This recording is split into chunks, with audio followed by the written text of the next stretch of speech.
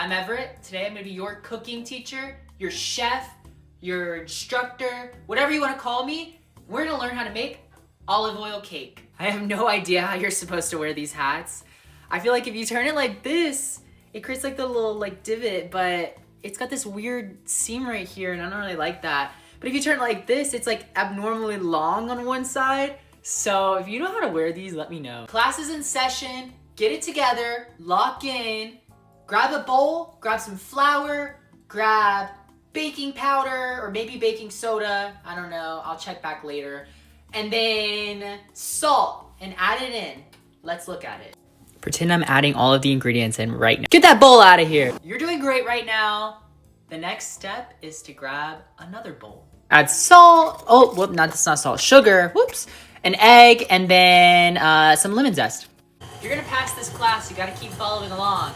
Next step is to mix it all up. You can use a hand mixer, but I don't feel like holding that, so I'm gonna be using a KitchenAid.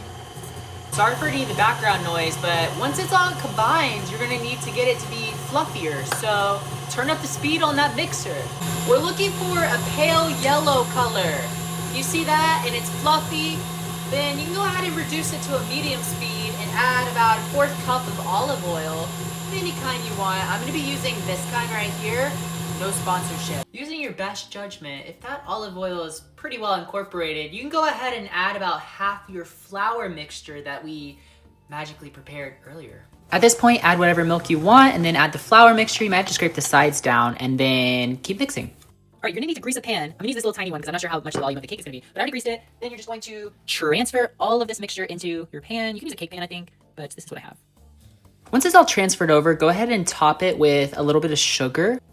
All right, go ahead and transfer that to the oven and we'll see how well yours turned out and then we'll compare it to mine.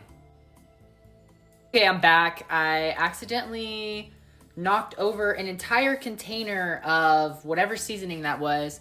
I was trying to look for toothpicks. I ended up finding one, but I had to clean up that giant mess.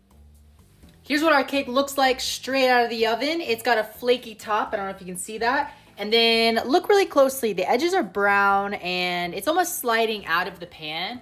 If yours doesn't look like this, then you have failed my class and you're not welcome to the next class I have, whenever that is. Anyways, let's give it a try and see how well it tastes.